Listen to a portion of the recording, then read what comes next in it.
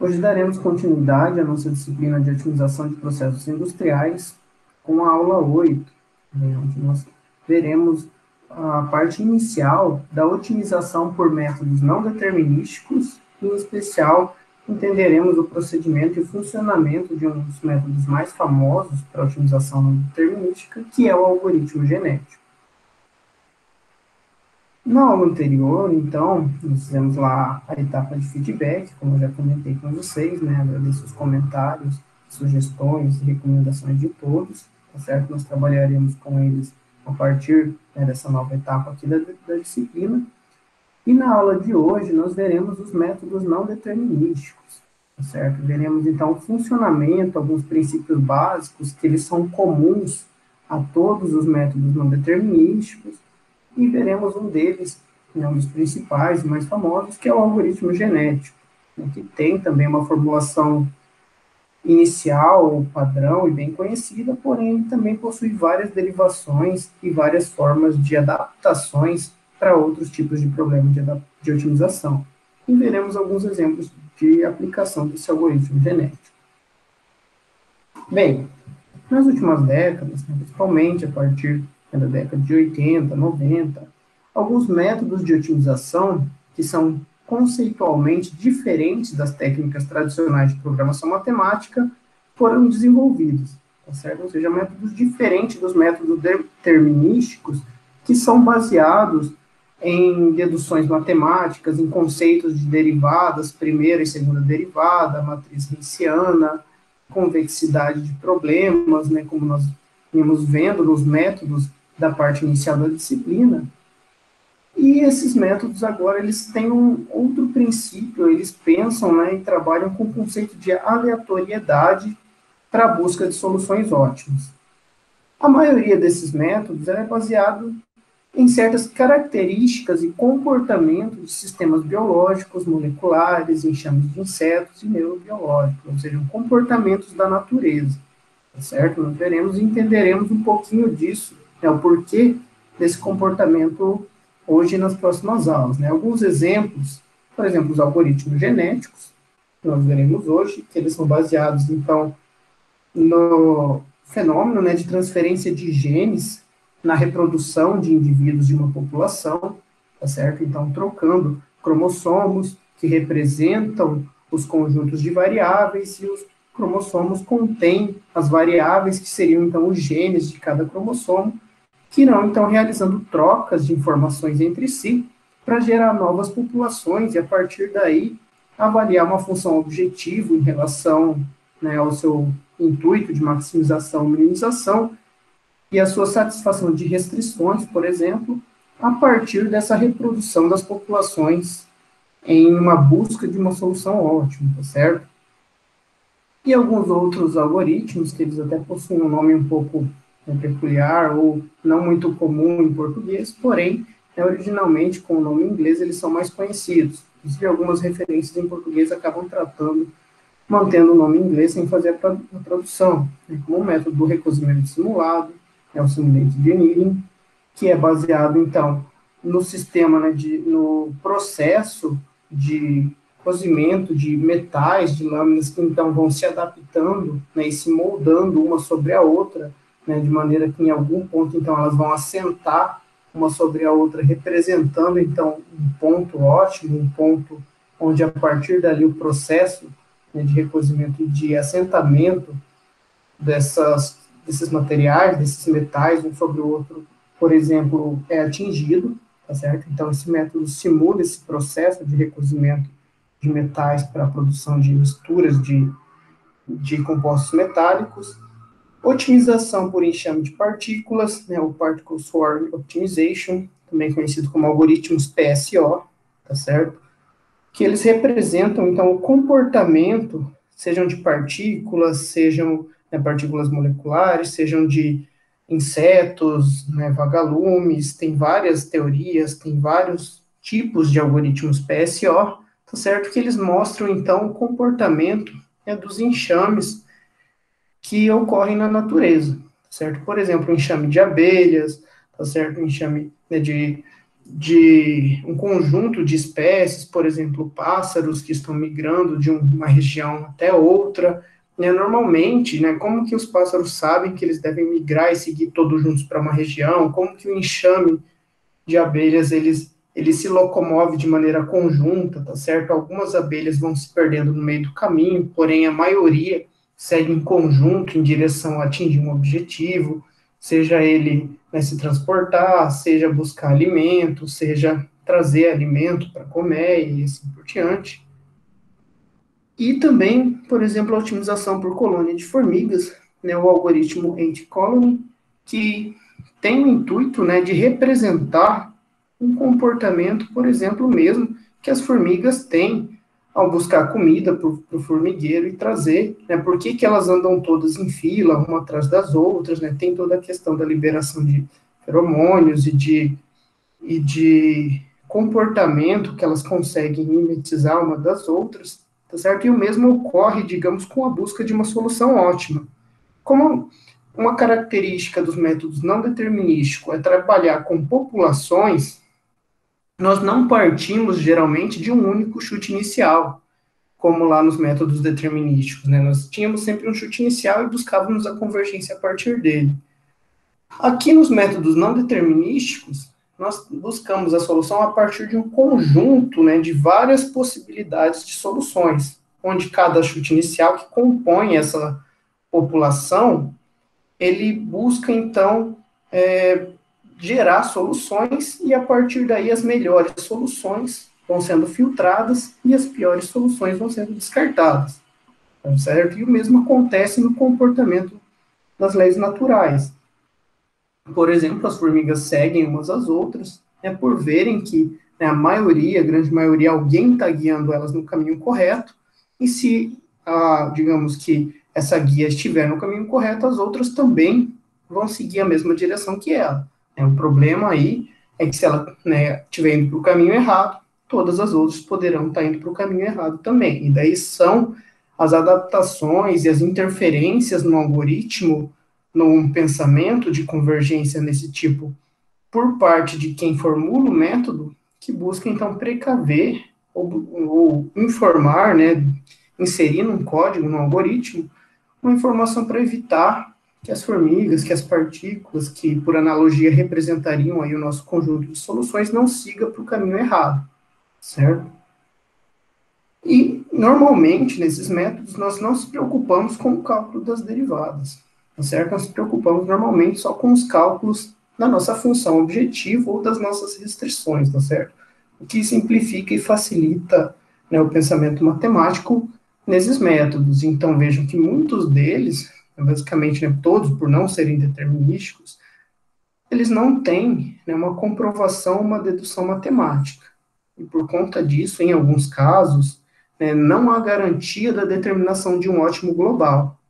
Porém, por conta de testes dos algoritmos em problemas chamados problemas benchmark, que são problemas da literatura, por comprovação de que esses algoritmos, esses métodos funcionam para encontrar o ótimo desses problemas, logo conclui-se que eles também são ótimos métodos para determinar o ótimo de outros problemas que a gente formular e que a gente buscar trabalhar, tá certo? Então, para que um método ele seja reconhecido e possa ser utilizado, por mais que ele seja baseado em aleatoriedades ou modelos estatísticos de aleatoriedade, daí sim a gente tem uma comprovação, uma dedução matemática por trás, nós só podemos considerar eles como métodos consistentes e bem aplicáveis quando a gente testa ele em problemas conhecidos, que nós já sabemos a solução ótima e verificamos se realmente ele é capaz de determinar o ótimo desses problemas. E normalmente não são problemas simples, são problemas bem elaborados, complicados,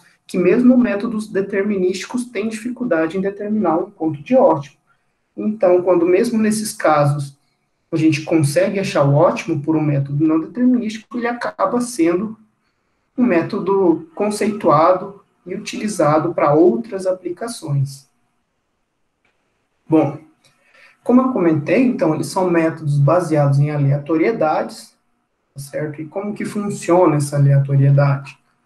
A palavra aleatoriedade, então, exprime uma quebra de ordem, propósito, causa ou imprevisibilidade em uma terminologia não científica, tá certo? Então, justamente aqui que vem a questão de por que não há uma dedução, uma comprovação matemática para utilizar o método, porém ele acaba funcionando.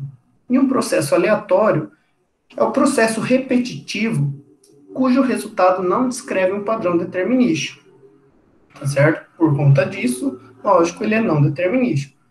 Mas ele segue uma distribuição de probabilidade. E na maioria dos casos, digamos assim, a gente pode ter uma distribuição de probabilidade estabelecida, porém, quando nós não temos assim explicitamente a escolha de um modelo de distribuição de probabilidade, nós supomos que essa distribuição seja normal e adotamos a distribuição normal para a geração dos valores aleatórios, certo? Onde nós temos lá um modelo, uma equação para o modelo de distribuição normal, lá da estatística, né? Se vocês buscarem, vocês vão ver que é baseado, né, no tamanho da população, na amostra, no desvio padrão, e que quando nós temos um modelo que segue essa distribuição, nós temos aqui aproximadamente 2/3 da população concentrada na região central e 1/3, né, nas caudas dessa distribuição. Então, quando uma distribuição aleatória segue um perfil parecido com esse, nós dizemos que ele segue uma distribuição normal. Mas temos outros modelos também, né? Temos modelos de probabilidade de distribuição de Poisson, temos outros modelos, porém, o mais utilizado e o que nós buscamos trabalhar é a distribuição normal. Bom, e aí eu comentei, por exemplo, que nós não temos um chute inicial único. Normalmente, nós temos vários chutes iniciais. E esses chutes iniciais, eles são formulados, eles são gerados de forma aleatória, tá certo? Mas, assim, como nós obtemos um valor de forma aleatória na natureza? Como nós geramos um valor e, a partir desse valor, nós utilizamos ele como chute inicial, tá certo? Então, essa é uma questão a se pensar e que é necessário quando nós queremos trabalhar com aleatoriedade. Também existem métodos clássicos, tá certo? Como, por exemplo, né, o método timer ou métodos baseados em parâmetros físicos e sistemas naturais, tá certo? Como que esses sistemas funcionam? Né? Como que algo pode ser aleatório na natureza? O método timer, por exemplo, ele considera o tempo do seu computador, certo? O seu software, o seu algoritmo de programação, o Excel, o Python, o MATLAB, quem for, ele gera um número, pode gerar um número aleatório, né, utilizando o método timer, a partir do momento em que você roda ele no seu computador. Ele busca o horário, a hora que o seu computador está marcando, hora, minutos, segundos, décimos de segundos, centésimos, milésimos, e a partir dali ele pega um valor, um desses, que é estabelecido já no software, o software já está programado para isso, busca o valor dos centésimos de segundo do seu computador no momento em que você executou o comando, e faz uma série de operações para transformar aquele número em um valor aleatório no range que você pede. Por exemplo, se você quer um valor, né, que ele seja aleatório de 1 até 10, né, ou de 1 a 9, na verdade, ou de 0 a 9, aí o timer vai e busca o valor no seu computador na casa de centésimos de segundo. E aí ele vai e multiplica esse valor por 100 para te dar um valor entre 0 e 9. Tá certo? Então, né, ele faz essa operação, essa conversão, baseado, então, no momento em que você executa o algoritmo e por conta aqui dele poder gerar vários valores aleatórios e para que eles sejam diferentes, então, normalmente ele pega, né, uma fração de tempo muito pequena do seu computador, para que a cada fração ele gere um diferente valor. E não necessariamente ele vai multiplicar por 100, como eu comentei, ele pode fazer uma série de operações, multiplicar por 4, dividir por 8, fazer vezes 1000, né, seguir uma fórmula pré-colocada para gerar esse número aleatório para você, certo? Essa é uma das maneiras de gerar uma aleatoriedade, né, um valor aleatório num algoritmo, em uma programação. Temos também parâmetros físicos, por exemplo, o software busca a quantidade de memória livre disponível no seu computador e faz uma operação com aquele valor, e daqui a alguns segundos você já criou uma variável, aquela memória física já não é a mesma, então quando for buscar um próximo número, ele vai gerar um outro valor, tá certo? E assim vai trabalhando, gerando valores a partir da memória do seu computador, ou ele pega o percentual do pico de processamento do seu CPU há 10 segundos atrás e faz uma operação com aquele valor e te gera um número aleatório, né? Aleatório assim, pseudo-aleatório seria, na verdade, não tem uma geração 100% aleatória ainda para sistemas de geração de valores, tá certo? Então, ele sempre toma como base alguma referência para a geração desses valores aleatórios, tá certo? E temos também, por exemplo, sistemas naturais. Também, por exemplo, aqui eu trouxe um exemplo, deixei um link para vocês verem com calma, depois, se vocês quiserem ler a matéria, a notícia, lá no Mundo, tá certo? Então, tem uma empresa, uma gigante americana do ramo de segurança, de sistemas de segurança para a internet, hospedagem de servidores, que ela busca gerar e criptografar, né, os códigos de segurança, as senhas dos servidores, de forma aleatória. E para gerar valores aleatórios, para que essas senhas sejam alteradas a todo instante de forma aleatória, eles criaram o que eles chamam de parede de entropia. Essa parede de entropia, por exemplo, é uma parede com 100 lâmpadas de lava, como essas daqui, por exemplo, onde, de acordo com o movimento de cada lâmpada, ele é capaz de fazer uma operação com as quantidades em cima e embaixo, né, digamos assim, de lava em cada uma das lâmpadas, e gerar um valor a partir desse movimento, tá certo? Ou seja, as condições do ambiente, temperatura, umidade, vento. Se alguém chegar na parede e tirar uma foto, digamos assim, para determinar a condição da parede, o simples flash da foto, a perturbação, faz com que a lava, né, das lâmpadas se mova e gere um novo código, uma nova senha, né, de forma aleatória para proteger o sistema, certo? Então, há vários experimentos assim de sistemas naturais também que podem ser utilizados para geração de valores aleatórios, certo? Bom, agora, então, assim, como eu comentei, né, todos os algoritmos não determinísticos, eles se baseiam, então, nesses princípios de aleatoriedade, tá certo? E um deles que nós veremos hoje será o algoritmo genético, também, né, chamado de método GA, tá certo? Do inglês, de Genetic Algorithm. Então, ele é conhecido, né, também por ser trabalhado para resolver problemas práticos de projeto, que idealmente eles são caracterizados por variáveis contínuas e discretas mistas e espaços de busca descontínuos e não convexos, tá certo? Por quê? Porque a característica desse tipo de problema, vejam, por ele ser descontínuo e não convexo, muitas vezes os cálculos de derivadas, né, simplesmente não podem ser efetuados, não existem, né, ou não conseguem ser determinados por conta da descontinuidade de uma função. O fato da função ser não convexa também não contribui para o processo de convergência seguir em direção a um ponto ótimo, né, por conta lá da característica da matriz Hessiana.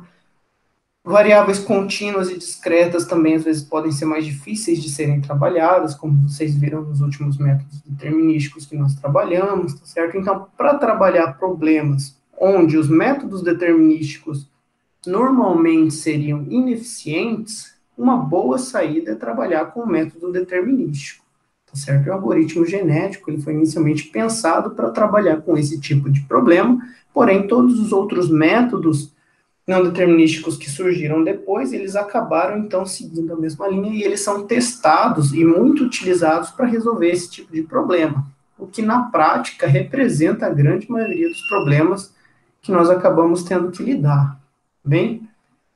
E esse método, né, o algoritmo genético, ele foi primeiramente apresentado de forma sistêmica, né, por John Holland, tá certo? Em 1975. Então, foi a primeira pessoa capaz, assim, de sintetizar e propor uma maneira sistemática de aplicar o algoritmo genético, tá certo? Já haviam teorias antes dele, já haviam pessoas que pensavam ou que indicavam maneiras de construir um algoritmo do tipo, porém, ele quem levou os créditos de realmente conseguir aplicar e sintetizar uma forma de trabalhar um algoritmo genético que representa, né, a reprodução de espécies por meio da transmissão de genes, né, de uma geração para outra. Bem, e essa teoria, esse algoritmo, então, que John Holland desenvolveu, ele é baseado na teoria de Darwin, tá certo? Na teoria da sobrevivência do mais adaptável, tá certo? Ou seja, a seleção natural, aquele que se adapta mais ao meio, né, ao ambiente, pela seleção natural, ele tem mais chances de sobreviver e seguir adiante para as próximas gerações. Certo? Então, vejam, Darwin lá atrás, por conta da sua teoria, né, tudo que foi, né, revolucionado, acabou também contribuindo aqui para o estudo da matemática e de métodos de otimização, por conta de alguns deles serem capazes, né, de mimetizar, digamos assim, o comportamento ou a teoria dessa sobrevivência do ser mais adaptável, da seleção natural. Bem, o algoritmo genético, então, ele é baseado nos princípios da genética natural e da seleção natural, por conta disso. Tá? Mais para frente vai ficar um pouquinho mais claro, quem nunca viu, vai começar a entender, né, por que ele é baseado nesses princípios. E os elementos básicos da genética natural são reprodução, cruzamento e mutação, tá certo? E são utilizados no procedimento da busca de um valor ótimo de uma função, certo? Então, essas são operações que a gente vai ver que ocorrem entre os indivíduos que formam a nossa população, que representam o nosso conjunto de valores de avaliação da função objetiva. Então, GAs, certo? Algoritmos genéticos diferem dos métodos tradicionais de otimização nos seguintes aspectos. Uma população de chutes iniciais, como eu já comentei, é usada para iniciar o processo de otimização, certo? E, portanto, intervalos de busca pré-estabelecidos são necessários. Bom, até é possível trabalhar sem um intervalo pré-estabelecido ou estabelecendo um intervalo muito grande, tá certo? Tendendo, né, a 10 a menos 33, por exemplo, até 10 mais 33, ou valores bem altos do tipo. Porém, é mais difícil e demora muito mais a convergência se a gente trabalhar sem um intervalo de busca pré-estabelecido. Se a gente tiver condições de estabelecer, com certeza esse algoritmo ele vai ser muito mais efetivo e ele é utilizado, então, quando a gente tem essas condições de estabelecer um intervalo. Por exemplo, você tem que escolher o diâmetro de uma tubulação para que a perda de carga seja ótima ou para que a transferência de calor em função do material da tubulação seja a menor possível e você precise ter o menor isolamento possível. Então, sempre que você, às vezes, vai determinar um ponto ótimo a partir desse tipo de característica, você sabe lá os diâmetros, né, que os fornecedores têm para as tubulações, você sabe os materiais das tubulações que os vendedores têm. Então, você tem como já estabelecer um intervalo de busca para um problema que vai ser resolvido por um algoritmo genético. Os algoritmos genéticos, eles usam apenas valores da função objetiva, certo? Então, as derivadas não são utilizadas no procedimento de busca do ótimo, que facilita bastante aqui a nossa avaliação do algoritmo. Em cada nova geração, uma nova população de possíveis soluções é produzida usando cruzamento e mutação da geração anterior, certo? Isso vai ficar um pouquinho mais claro aqui em seguida. Bom, vejamos aqui os principais conceitos deste algoritmo. Por exemplo, digamos que eu vou resolver um problema de variáveis binárias, tá certo? Onde eu tenho 6 variáveis. Bom, se é um problema de variáveis binárias, essas variáveis só podem receber valores de 0 e 1, certo? E, digamos, para começar a resolver esse problema, que eu tenho 6 variáveis, eu posso criar uma população de 4 chutes iniciais, que eu chamei aqui de A1, A2, A3 e A4. Cada chute inicial, então, ele representa um cromossomo dessa população, tá certo? E ele contém, então, valores para as variáveis de busca e de solução desse problema. E cada uma dessas variáveis no cromossomo representa um gene, certo? Então, vejam a analogia, busquem entender esse conceito por trás do algoritmo. O conjunto de chutes iniciais representa a nossa população. Cada chute inicial que compõe essa população é um cromossomo, tá certo? Já a gente vai entender por quê também. E cada variável nesse vetor de soluções é um gene, bem? E esses valores gerados aqui para cada indivíduo, né, cromossomo ou indivíduo, né, existem várias abordagens que tratam de diferentes formas, mas cabe utilizar qualquer uma, tem então seus valores das variáveis escolhidos de forma aleatória. Então a gente vai usar algum método, certo, da programação, que pode ser baseado naquelas técnicas que eu falei anteriormente, para gerar esses valores aleatórios, certo? E aí nós vamos avaliar nossa função objetivo com todos os nossos indivíduos que são candidatos à solução ótima do problema. E, por exemplo, digamos aqui que após avaliar esses 4 vetores, né, com essas variáveis do problema na função objetivo, as que deram melhores resultados foram os indivíduos A1 e A2, os cromossomos A1 e A2. Então, para gerar uma nova população e testar novamente o algoritmo, eu vou descartar o indivíduo A3, descartar o indivíduo A4, e na geração da nova população, eu vou reproduzir os indivíduos A1 e A2, e vou gerar novos 2 indivíduos para que eu tenha uma nova população com 4 indivíduos. E daí a forma de gerar esses novos 2 indivíduos pode ocorrer de 2 formas: por cruzamento, tá, ou crossover, ou por mutação, que a gente vai ver logo em seguida. Para gerar esses novos indivíduos, que vão ser os novos candidatos à solução ótima, por exemplo, eu posso, por mutação, trocar os genes entre os cromossomos, entre os indivíduos que foram bem na avaliação da população anterior. Por exemplo, vejam aqui, eu gerei novos 2 indivíduos trocando os 3 primeiros genes dos indivíduos que foram bem para gerar esses novos 2 indivíduos. E daí, essa nova geração, essa seleção aqui de qual ponto, por exemplo, eu defino para fazer a troca, é definido pelo usuário também, ou também de forma aleatória, certo? Então, no algoritmo, no método, nós escolhemos quantos genes vão ser trocados no cruzamento para a geração de novos cromossomos. E o objetivo, né, do crossover é criar novas soluções trocando informações entre as variáveis de cada solução promissora. Então é isso, a 1 e a 2 eram soluções promissoras. Troquei informações aqui entre eles e gerei esses novos 2 indivíduos. E, portanto, pode ocorrer por trocas de genes, tá certo? Como eu fiz aqui, ou por operação entre genes. E daí, isso é algo também que quem está programando, quem está montando o algoritmo vai definir, vai escolher. Troca de genes, por exemplo, é como está ocorrendo aqui. Eu estou trocando o gene 1 pelo gene 0 na geração do novo indivíduo. É simplesmente uma troca. Porém, eu poderia fazer por operação, tá certo? Porque aqui, assumindo apenas troca, eu só teria valores 0 e 1. Então, se for um problema binário, eu vou optar por fazer trocas de genes. Porém, se fossem variáveis contínuas entre 0 e 1, por exemplo, se eu utilizasse a troca, eu nunca conseguiria ter variáveis nos meus indivíduos com valor fracionário, porque na minha solução inicial só tinha 0 e 1. Então, daqui para frente, eu só vou continuar tendo 0 e 1.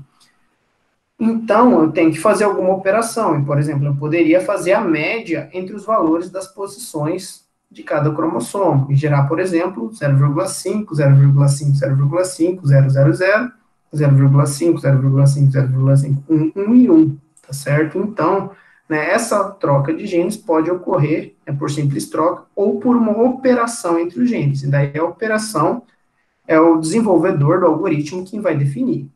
E daí depende, claro, das características do seu problema e da interpretação do problema, como eu comentei. Para as variáveis inteiras, faz sentido você fazer alguma operação que te resulte em um valor inteiro. Para a variável contínua, tem que ser uma operação que te resulte em uma variável contínua.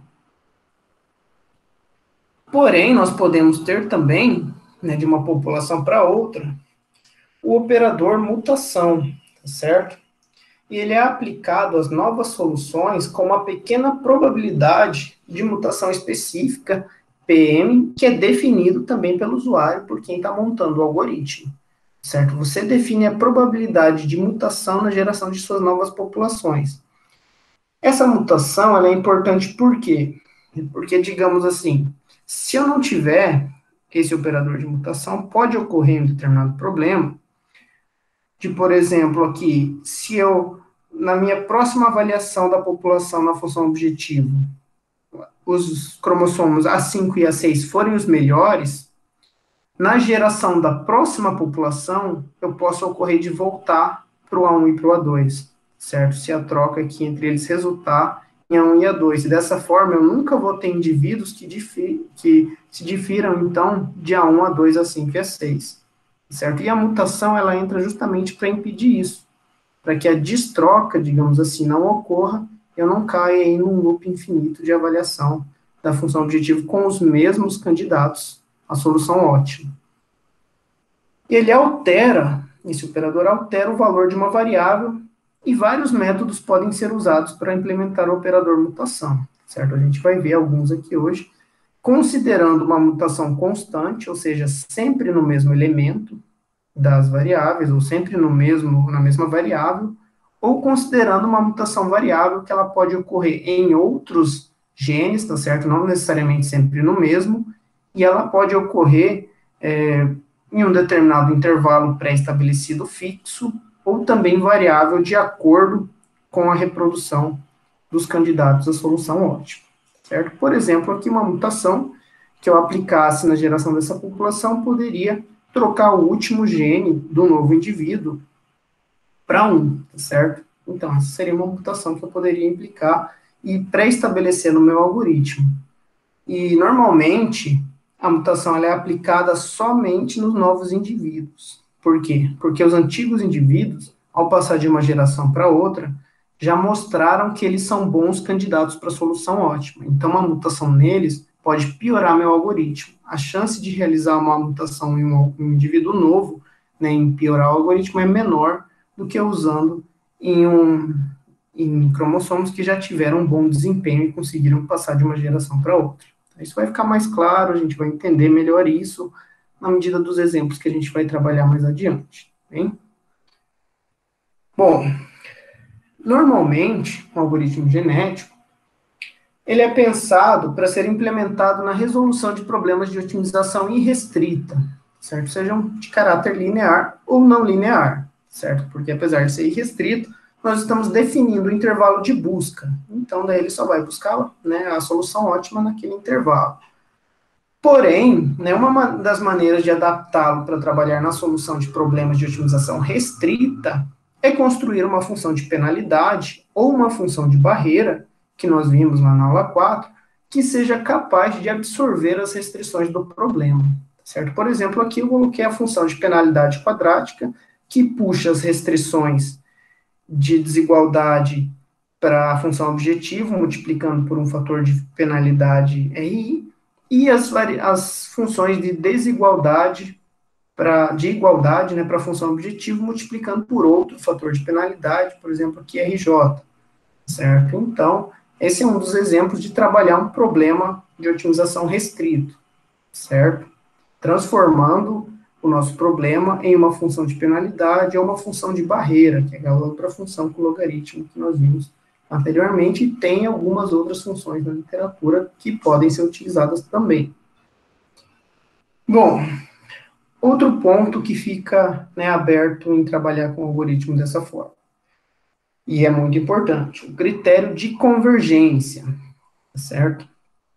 Então, isso pode ser pré-estabelecido de diferentes maneiras, tá certo? Porém, ele tem que ser pensado e coerente com cada problema que nós estamos trabalhando.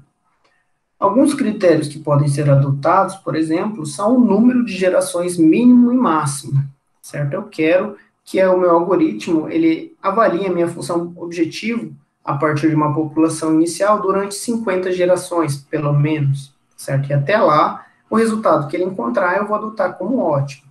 ou quero que ele avalie no máximo 100 gerações, porém, se por outro critério ele encontrar a solução antes, ele vai parar antes. Se ele não encontrar, ele vai te dar a solução que ele encontrar após 100 gerações, certo? Então, essa é uma das maneiras de estabelecer a convergência para um algoritmo genético. Porém, né, corremos o risco de a solução obtida não ser uma solução ótima. Mas, como eu comentei, né, um algoritmo, um método estocástico, não determinístico, ele não garante um ótimo global, certo? Porém, ele é recomendável por ter a sua eficiência já testada e aprovada em problemas de otimização complexos. O número de indivíduos da população para populações decrescentes, tá certo? Eu posso, no meu algoritmo, estabelecer uma população com tamanho constante, tá certo? E daí, eu não posso estabelecer esse critério de convergência, porém, eu posso estabelecer no meu algoritmo que a minha população, por exemplo, caia pela metade, ou reduza em 1/3 a cada geração. Em algum momento, eu vou acabar restando só com um indivíduo, e daí esse indivíduo vai ser a minha solução ótima. Essa é uma das maneiras. Ou um valor de erro estabelecido como uma correlação entre os valores da função objetivo para cada indivíduo da população. Por exemplo, eu posso estabelecer que o meu algoritmo ele opere, né, até que a média, por exemplo, ou o desvio padrão do resultado da função objetivo para todos os indivíduos da população seja menor que um determinado valor. Certo? Esse é uma forma também de estabelecer um critério de convergência para um método não determinístico. Bom, então vamos lá para o exemplo 1. Um algoritmo genético para uma variável. Bom, um exemplo bem simples, tá? Bem prático. O intuito aqui é a gente entender o procedimento, tá certo? Uma função trivial aqui para a gente, porém a gente entender esses conceitos e essas definições de população, reprodução, mutação, geração, tá certo? Então, para a gente entender esses conceitos, depois a gente vai para um problema mais complexo. Utilizando o Excel, determinar o ponto de mínimo da função apresentada abaixo, utilizando um algoritmo genético com uma população de 20 indivíduos, com uma taxa de reprodução de 50% e uma taxa de mutação de um indivíduo por geração, no intervalo menos 100 a mais 100. Certo? Então, vejam que são informações aqui definidas pelo usuário por quem vai aplicar o algoritmo genético. A gente tem que informar essas informações. Se a gente não informar, a gente tem que escolher de forma aleatória, né? Mas, às vezes, é melhor informar para ter certeza que o algoritmo vai andar bem do que deixar a cargo da aleatoriedade cair em valores que vão ser ruins, certo? Nossa função f de x igual a x quadrado. Certo? Então, é uma função trivial. Qual que é o valor mínimo dessa função? Me digam, por favor, só para ter certeza que vocês estão acompanhando.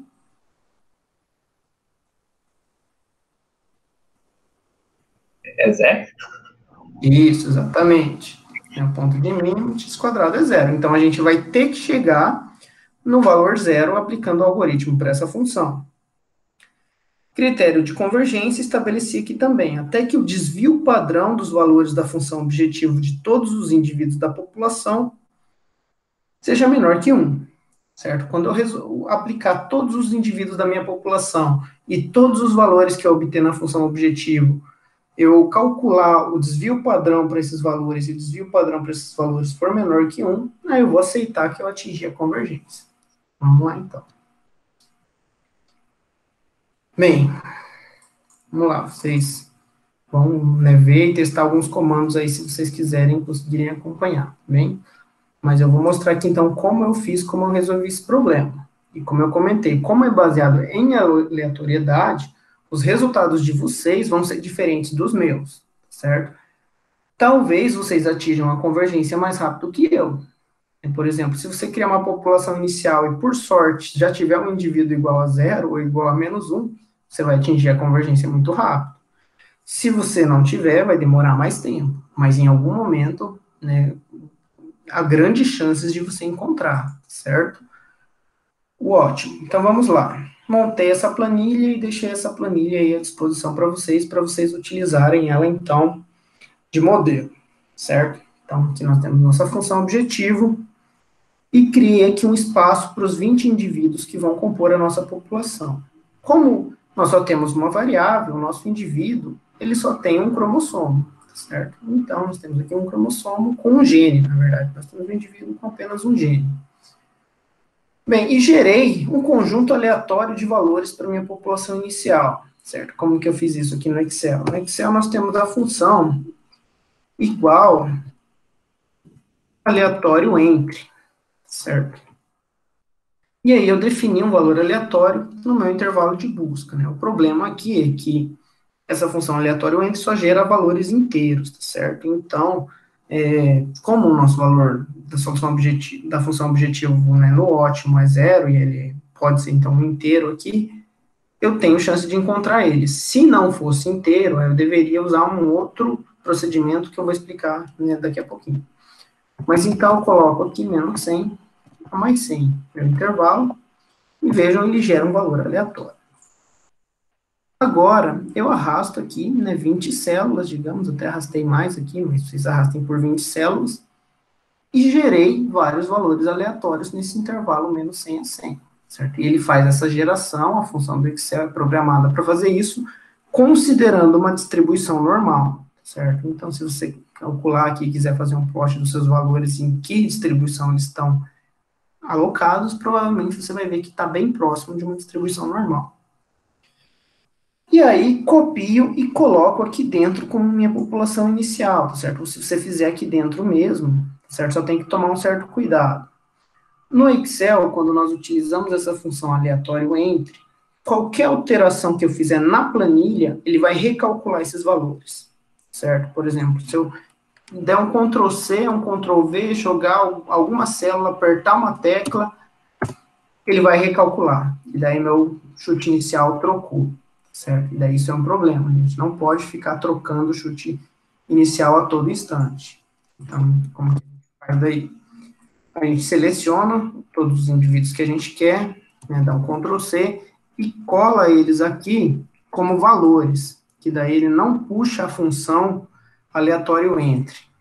E daí sim, qualquer alteração que eu fizer, vejam, que ele não vai mexer esses valores. Eles vão permanecer constantes. Aqui, então, eles estão mexendo porque eles estão calculados a partir da função, e a função recalcula cada alteração da planilha. Porém, como eu colei apenas os valores, ele não puxou a função, aí ele vai manter esses valores constantes, e daí eu posso usar eles para trabalhar, certo? Então, esse cuidado aí, gerem uma população inicial para vocês, porém não colem ela como função aqui dentro, né? Colem ela como valores apenas, certo? Para que elas não variem. Beleza. Então tá. Gerei aqui a minha população inicial. Agora eu vou calcular a função objetivo para cada indivíduo dessa população. E vejam aqui que eu calculei, então, x² para cada indivíduo dessa população. Certo? Agora, o próximo passo é avaliar, né, quem foi bem e quem foi mal. Certo? No cálculo da função objetivo. Para isso, para ficar mais claro, na programação, no código, você pode fazer isso de outras formas e direto, tá? Mas aqui, para gente, para ficar mais fácil, eu vou ordenar os meus valores em ordem crescente, tá certo? Do menor para o maior. Como que eu faço isso? Eu copio aqui meus valores, tanto da população inicial quanto da função objetivo, colo ali no lugar onde eu vou ordenar, tá certo? E para ordenar, eu não vou ordenar da esquerda para a direita, porque isso vai ordenar considerando essa coluna como referência. E se eu considerar essa coluna por referência, ele vai dizer que todos os negativos são melhores que os positivos. Isso está errado, certo? São os valores mais próximos de zero que deram um valor menor aqui. Eu vou ordenar ela da direita para a esquerda. Então, quando eu faço isso, ele entende que eu quero ordenar tomando como referência o valor da função objetivo, não dos indivíduos, certo? Porque quem eu quero ver e avaliar é a função objetivo. Então, vou selecionar da direita para a esquerda, aqui em cima, tá certo? Depois que vocês tiverem colado aqui, vou selecionar da esquerda para a direita e vou classificar do menor para o maior, certo? Isso em um algoritmo corresponde, né, a você fazer uma busca na sua matriz, no seu vetor, e pedir para ordenar o vetor, certo? Então, basicamente, né, em termos de programação e código, é isso que está sendo feito. mas então classifico do menor para o maior. E dessa forma, vocês vão ver que ele vai mostrar aqui do menor em relação à função objetivo para o maior. E aqui ele vai manter e vai deixar os valores respectivos associados a cada valor da sua população, certo? Se eu tivesse feito da esquerda para a direita, ele pegaria meu mais negativo aqui, que é o menos 97, e iria crescendo até o 100, certo? E isso estaria errado. Eu vou ordenar com referência ao valor que foi obtido para a função objetivo, já que eu quero minimizar essa função, tá? Se eu quisesse maximizar, daí eu iria ordenar do maior para o menor, e não do menor para o maior. Agora, eu vou fazer a primeira operação, que é a operação de reprodução, certo? Como o meu problema, né, que eu estabeleci que além da população inicial de 20 indivíduos, estabeleci uma reprodução de 50%, o que isso quer dizer? Isso quer dizer que metade da minha população vai se reproduzir, e a outra metade vai ser descartada, certo? Ou seja, eu vou pegar aqui os 10 melhores valores, que representam meus 50%, e esses valores eu vou reproduzir na primeira geração, certo? Que é a próxima, digamos assim, a primeira é sempre a população inicial, a geração 0, a próxima eu chamo de primeira geração. E os meus 10 valores piores eu vou descartar, tá certo? Então, esses valores aqui, eles não vão seguir adiante no meu algoritmo. Eles vão ser descartados e só vai reproduzir os 50% que obteve o melhor valor. E aí, vou copiar e vou colocar aqui. Agora, eu vou para a próxima operação, que é a operação do meu algoritmo de crossover, tá? De cruzamento. Bem, como eu só tenho um gene, eu não tenho como fazer troca de gene, tá certo? Porque isso acarretaria basicamente em eu duplicar e repetir os meus indivíduos, certo? Então, eu não vou fazer crossover por troca de gene, eu vou fazer crossover por operação, certo? Então, uma operação entre genes. E aí, essa operação é definida pelo usuário, certo? Eu escolhi aqui, adotei, uma operação a partir da média dos valores dos indivíduos que sobreviveram, né, à primeira geração. Então, eu peguei cada indivíduo, né, par a par, e calculei a média. E aqui também, vejam, quem define quem vai cruzar com quem é quem está montando o algoritmo. Eu defini sempre o cruzamento de um valor com subsequente. Porém, digamos, para ficar mais distribuído, né, eu poderia calcular a média do primeiro com o último, o segundo com o penúltimo, o terceiro com o penúltimo, né, e fazer dessa forma. Também seria possível, certo? E também poderia convergir e dar certo da mesma forma. Porém, eu optei por fazer do indivíduo com o indivíduo subsequente. Por quê?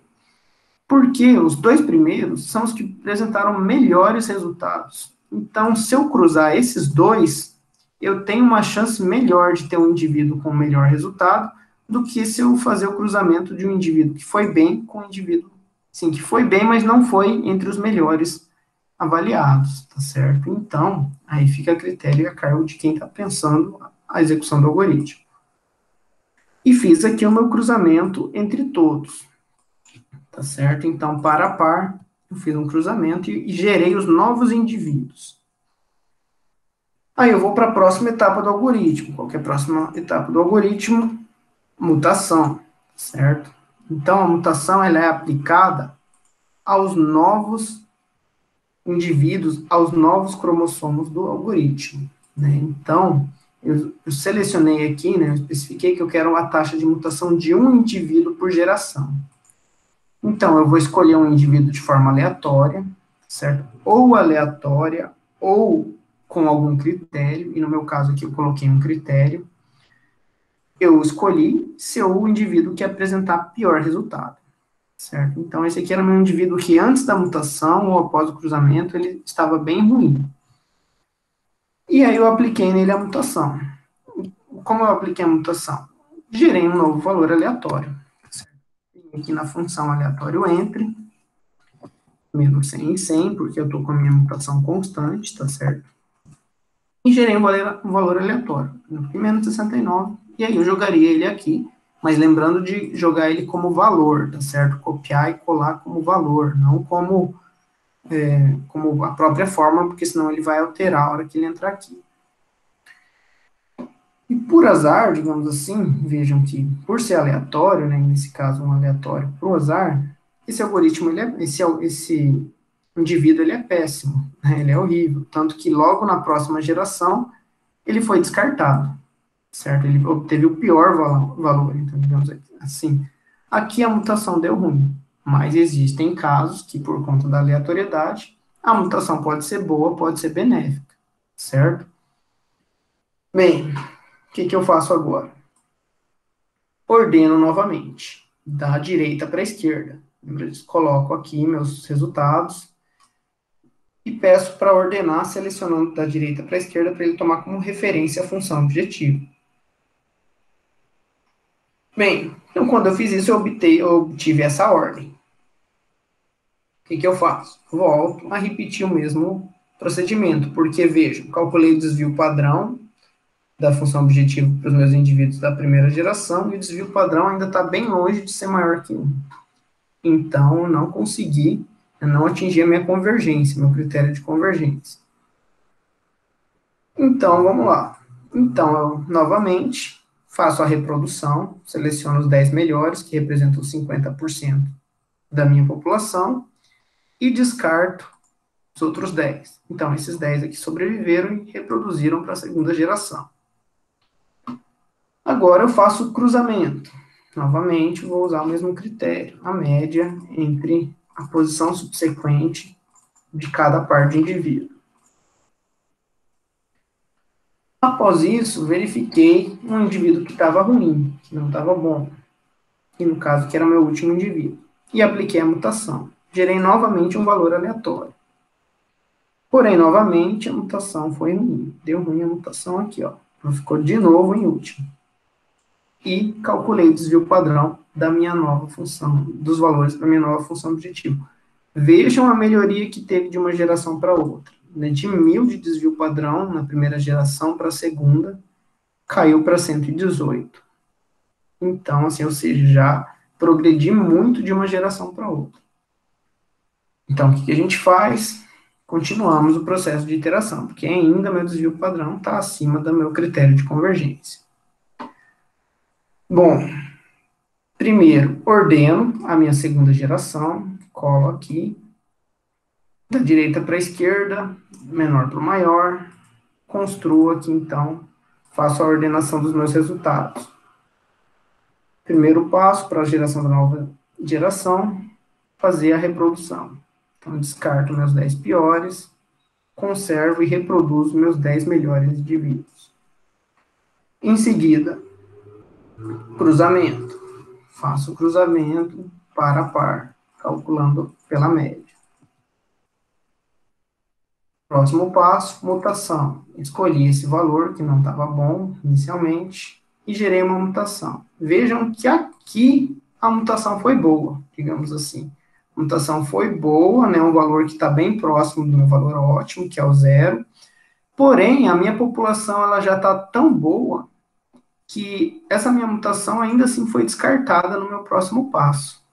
No entanto, ela é melhor do que 2 indivíduos da minha geração, certo? Que também foram descartados por serem ruins, porém já foram melhores, certo? Então aqui a minha mutação foi boa, o que não fez ela sobreviver na próxima geração foi o fato da população já estar muito bem encaminhada também. Próximo passo, faço a ordenação dos meus valores, né, e vejam que aqui, nesse ponto, né, o algoritmo não sabe disso ainda, né, eu não tive a convergência ainda, mas ele já encontrou o valor ótimo, já encontrou o resultado do ponto de ótimo da função. Já tem um indivíduo com valor 0, veja. Mas ele poderia parar por aqui e me apresentar o resultado. Porém, né, digamos assim, eu tenho mais garantia se eu continuar seguindo. Agora, ordenei os meus resultados. Novamente, reprodução, descarto metade, faço a reprodução de 50% e faço novos cruzamentos, par a par. Aqui eu até esqueci de dividir por 2, teria que dividir por 2, certo? Fiz a soma. Fiz uma mutação. Infelizmente, essa mutação foi horrível aqui agora. Vejam que ela gerou um valor que mandou meu desvio padrão lá para cima. Isso é ruim? É. Porém, existem problemas, por exemplo, de vários ótimos, que, por exemplo, aqui, pode acontecer da minha população estar vindo a convergir para um ótimo local, mas a mutação, ela pode jogar o meu valor para um elemento próximo ao ótimo global. Isso vai impedir de eu cair no ótimo local e atingir um ótimo global. Então, a mutação, ela é muito importante por conta disso também. Por mais que ela atrapalhe o critério de convergência, se eu tiver um problema com muitos ótimos, essa mutação aumenta a minha chance de não cair no ótimo local, porque a mutação pode me jogar para um valor próximo ao ótimo global. Bem, novamente aqui, tem um desvio padrão alto, não é a convergência. Ordenei meus resultados, né, da direita para a esquerda aqui, vou fazer uma nova geração. Descartei metade, sobreviveu metade. Fiz o cruzamento, tá certo? Fiz certo o cruzamento, dividi por 2. E apliquei a mutação. Nesse caso, a mutação me retornou um valor bom, né? Não ainda tão bom quanto todos os valores da minha população que sobreviveu, né? Dos indivíduos que sobreviveram da geração anterior em relação a essa. Porém, vejam que, a partir daqui, eu já tive o meu desvio padrão menor que o meu critério de convergência estabelecido. E aí, meu algoritmo, né, programado para me dizer que o ótimo encontrado é o melhor valor, o melhor indivíduo dessa geração. Que nosso caso aqui é x igual a zero, que por um método determinístico, basicamente é esse valor, né, x igual a zero. Porém, vejam que eu tive que fazer, cada geração é um processo iterativo, representa um processo iterativo. Eu tive que fazer cinco iterações, né, até atingir a quinta geração. Por um método determinístico, simplesmente o cálculo da segunda derivada já me daria esse valor ótimo, né? Então, ele seria mais rápido na determinação desse ótimo. Porém, o não determinístico, mesmo assim, encontrou o mesmo ótimo, certo? Bom, então, basicamente, esse é o funcionamento, né, de um método não determinístico do algoritmo genético, tá certo? Utilizando esses conceitos, né, de reprodução, mutação e cruzamento entre cromossomos, né, que representam a população das nossas variáveis de busca, tá certo? Bom, vamos lá. Deu para entender? Vocês estão conseguindo acompanhar como está aí? Sir, Diga. eu fiquei com uma dúvida no negócio da mutação só. Eu escolho os que foi gerado depois da reprodução? Não entendi direito. Isso, a mutação você vai aplicar em um indivíduo que foi gerado, certo? É no Por quê? pior Porque indivíduo que tiver daí? Então, Ou qualquer um? daí fica a seu critério, né? Eu escolhi o pior indivíduo, né? Porque assim, aí eu tenho a chance de ter alguém melhor que ele, talvez seja maior do que eu ter alguém ainda pior, já que ele vai ser descartado de qualquer forma, né? Porque ele já está ruim, então eu não corro o risco de aplicar a mutação num indivíduo que foi bem, certo? Então, por exemplo, aqui, deixa eu voltar, logo no ponto em que a gente escolheu o zero, eu poderia pedir para ele aplicar a mutação de forma aleatória, certo? Fica ao critério do desenvolvedor do algoritmo. Porém, vai que de maneira aleatória ele aplicava a mutação no zero, né? Assim, isso ia piorar o meu algoritmo e eu demoraria mais para chegar no ótimo. Então, assim, é recomendável que a mutação se aplique após você avaliar a função objetiva dos indivíduos e escolher um indivíduo que não foi bem. Não necessariamente precisa ser o pior, mas pode ser um que você sabe que não vai sobreviver, né, à próxima geração. Certo? Entender? Sim, entendi. Por conta disso, porque aplicar um indivíduo de forma aleatória, eu corro o risco de aplicar em um indivíduo que não foi bem. Os demais estão conseguindo, pessoal, acompanhar? certo? Bom, vamos lá então. Exemplo 2. Agora, o algoritmo genético e um problema com duas variáveis. Resolva o seguinte problema de otimização utilizando a construção de um algoritmo genético no mesmo formato do exemplo anterior, tá certo? 50% de reprodução, uma mutação por geração e deixa eu ver aqui, e no intervalo menos 100 a 100, porém com mutação variável, certo? O que é essa mutação variável? Vou deixar para explicar na hora que eu estiver mostrando o algoritmo resolvendo o exemplo, que vai ficar mais claro. Bom, então temos aqui a nossa função, nosso problema. É o mesmo problema que a gente resolveu lá com o método de penalidade lá na aula 4, tá certo? A única diferença é que eu pedi para x1 e x2 pertencer aos inteiros, porque no Excel, utilizando, né, a função aleatório entre, ele só vai gerar valores inteiros, tá certo? Eu poderia fazer o seguinte, vou mostrar aqui para vocês. Eu posso usar a função aleatório entre para gerar a população.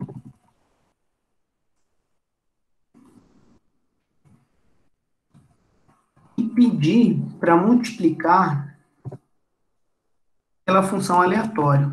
Que só a função aleatória ela já me dá um valor entre 0 e 1, certo? Distribuído de forma uniforme. Então, eu poderia pedir para o meu valor aleatório inicial ser o produto do valor aleatório entre menos 100 e 100, que seria um inteiro, com a função aleatório, que é contínua entre 0 e 1. E isso me resultaria num valor contínuo entre menos 100 e 100, certo? Poderia fazer assim, e daí tentar resolver o exemplo 2 com variáveis contínuas, certo? Seria uma possibilidade. Mas, né, optei aqui para a gente entender melhor o algoritmo, utilizar só o aleatório entre, para trabalhar só com variáveis inteiras para o problema. Então, a minha solução ótima vai ser com x1 e x2 pertencentes aos inteiros. Reformulando com a função de penalidade, né, obtemos aqui, então, com a função de penalidade quadrática, eu incorporo a minha restrição na minha função objetivo, elevando ela ao quadrado e multiplicando por um fator de penalidade, tá certo? Meu parâmetro de penalidade. Em que R é positivo, no caso aqui do problema de minimização. Bem, então, né, eu adotei R igual a 1000. Se vocês lembrarem e verem lá na aula 4, eu pedi para vocês resolverem utilizando vários valores de R, tá certo? E vocês, se vocês olharem e verem lá, vocês vão ver que 1000 já deu um R bem próximo do ótimo, né, com várias casas decimais satisfatórias. Então, eu resolvi, né, selecionar 1000 como fator de penalidade, para a gente testar o algoritmo genético, então, nessa função. Vamos lá, exemplo 2. Bom, meu critério de convergência eu mantive o mesmo também. Aqui a função objetivo, então, com o fator de penalidade R igual a 1000. Aqui população com 20 indivíduos, tá certo? E usei a função aleatório entre para gerar x1 e x2. Que agora nós temos duas variáveis. Em cada cromossomo da nossa população tem 2 genes. Bom, vamos lá. Avaliar a função objetivo para cada um dos genes, para cada um dos pares, né, de genes para cada indivíduo. Então, peguei a função objetivo aqui em cima e calculei para x1 e para x2 em cada indivíduo. E calculei o desvio padrão. Nossa, temos um desvio padrão altíssimo aqui, né? Então, vejam assim que já está bem difícil, né, determinar o ótimo, definir qual seria o ótimo a partir desses valores aleatórios. Próximo ponto, né, eu ordenei. Coloquei aqui todos os valores, tá certo? Acho que aqui ele ficou com esse aqui, ficou trocado com esse, tá certo? Na hora, acho que deu eu selecionei só daqui para baixo, porém esse aqui ainda acabou ficando na solução e foi descartado posteriormente, tá certo? Mas eu ordenei e peguei os 10 melhores, que seria daí até aqui. Então, os 10 melhores sobreviveram e vão para a próxima geração.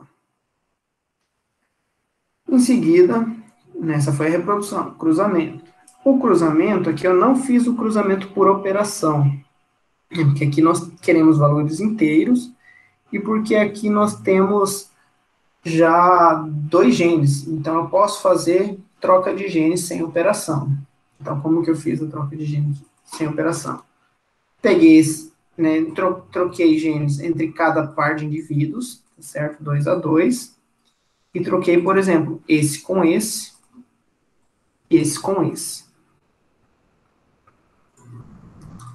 E fiz a mesma coisa para os próximos. Troquei esses dois, troquei esses dois. E fui fazendo isso para gerar os novos indivíduos. Então, veja, aqui eu puxei esse, aqui eu puxei esse. Aqui eu puxei esse, e aqui eu puxei esse. Então, fiz troca de genes, aqui cada par, né, 2 a 2, dos meus melhores indivíduos da população inicial. E fiz até o final. Aí, apliquei a mutação. Então, escolhi vi um indivíduo que foi ruim, e apliquei uma mutação. Porém, eu apliquei uma mutação variável. Né? O que seria a mutação variável? A mutação variável, ela consiste em determinar, eu não vou mais fazer a busca de menos 100 a 100. Eu vou fazer a busca baseado nos valores que eu tenho para a minha população, para aquela variável. Por exemplo, aqui eu fiz a busca entre, deixa eu ver aqui, o maior valor desse intervalo, 71. E o menor valor desse intervalo, menos 77. Então, eu fiz a busca entre menos 77 e 71. Porque eu vi já que os valores que estão mais longe, né, mais próximos de mais 100 e menos 100, foram ruins e ficaram de fora no corte da população anterior. Certo? Então, esses valores aqui caíram fora.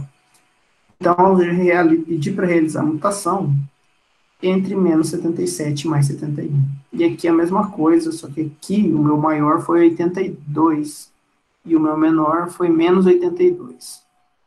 Então, eu pedi para realizar a mutação buscando um novo valor entre menos 82 e 82.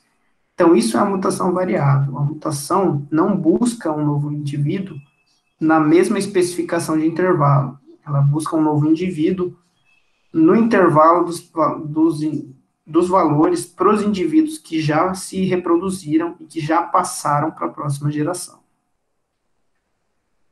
Calculei a função objetivo, né, vejam que continua alto, porém já decresceu bastante aqui, né, de 9 milhões para 4 milhões o desvio padrão. Então vejam que caiu pela metade, basicamente, aqui o desvio padrão. Bom, novo procedimento, ordenar, fazer a reprodução, os 10 melhores, fazer o cruzamento, da mesma maneira que eu fiz aqui, né, pegando os pares de forma cruzada, fazendo então a troca de genes, e fiz para todos os meus valores. Apliquei a mutação de novo, porém a minha mutação aqui agora foi em outro intervalo, e aqui também. Que eu acho que eu ainda mantive, até a segunda geração, eu acho que eu mantive menos 100 a 100. A partir daqui eu usei a mutação variável. Avaliei a função objetivo, vi o desvio padrão, diminuiu. Bom, está indo para um caminho certo. Novamente, gerei aqui, ordenei, né, os meus valores da população, cortei, descartei os 10 piores, mantive os 10 melhores para a próxima geração. Calculei a função objetivo, né, fiz os cruzamentos, e realizei mais uma mutação. Né? Qual que é o problema de eu realizar uma mutação que não seja variável? Certo? É que eu corro muito risco de não conseguir melhorar minha população. Certo? Vejam que aqui os valores eles ainda estariam longe da função objetivo. E eu demoraria muito mais para atingir a convergência. Enquanto com essa mutação variável, isso ocorreu antes, porém, se vocês forem ver aqui, ainda assim demorou. Vejam aqui que eu fiz 13 gerações,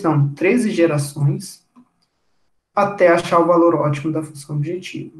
Certo? Nesse ponto aqui, então, na 12ª, meu desvio padrão estava em 457.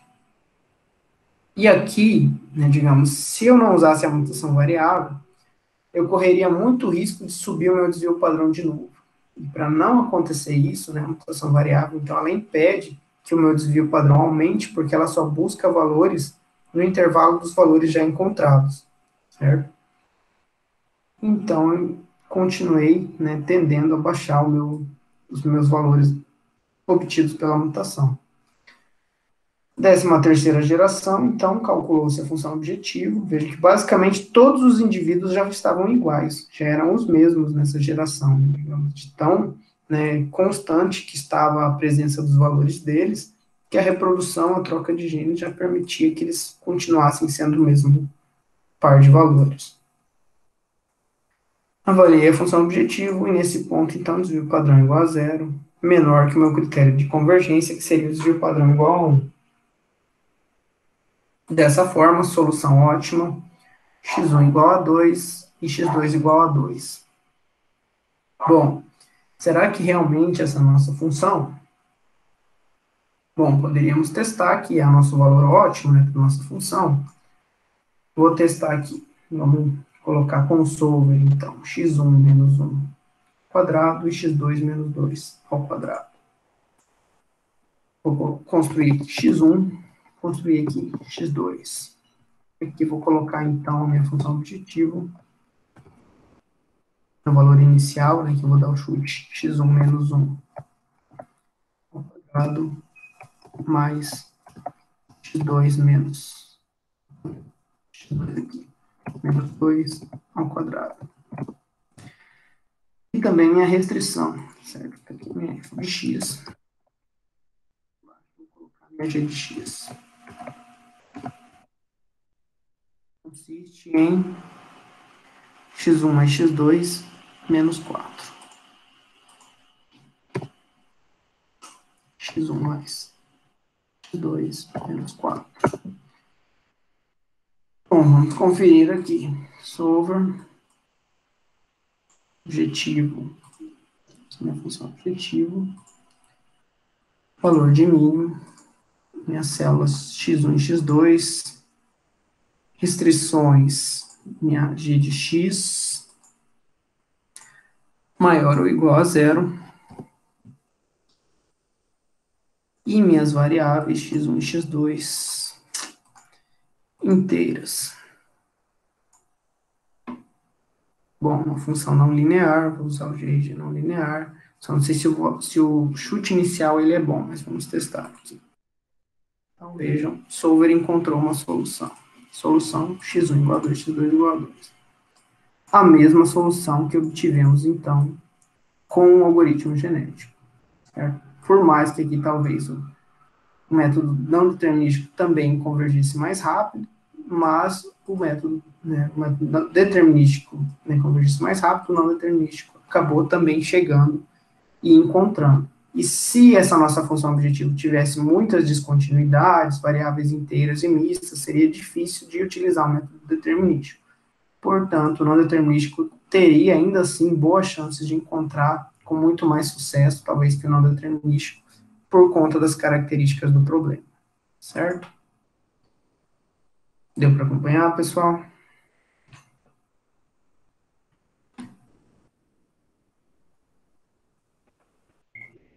Tudo bem? Bom, então, esse é o nosso segundo exemplo.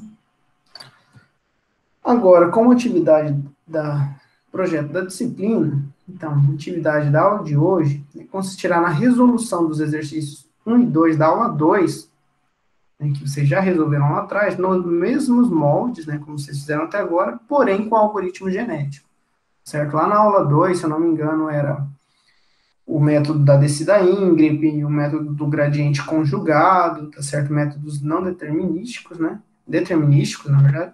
E agora vocês vão resolver com um método não determinístico, que é o algoritmo genético, tá certo? Então, em seguida, né, nas conclusões de vocês vão fazer uma comparação entre o número de iterações entre os dois, tá certo? O que vocês obtiveram lá nos resultados dos exercícios da aula 2 e que vocês vão obter agora. O erro da convergência, tá certo? Quantas casas decimais cada um encontrou na solução. e o tempo de resolução quando comparados com o método determinístico utilizado, certo? Então, vocês vão ver essas comparações entre os exemplos. Na verdade, a programação, ela é a mesma, tá certo? O que vai mudar vai ser a sua função objetiva, certo? Nesse caso aqui, vocês vão poder utilizar o mesmo código para os dois problemas, certo? E daí, para ajudar também, eu coloquei, né, alguns vídeos, alguns tutoriais da implementação do algoritmo genético, tanto no Python quanto no MATLAB, que deve ajudar muito vocês, porque já tem funções prontas para geração de valores aleatórios, para determinação de mutação, para determinação de cruzamento. Então, basta vocês verem lá os códigos e os comandos que eu deixei para vocês, que vocês vão montar rapidinho esse algoritmo para resolver esses dois problemas que vocês já têm formulados, que vocês já resolveram lá na aula 2, tá certo? Bem, aqui as principais referências da aula de hoje.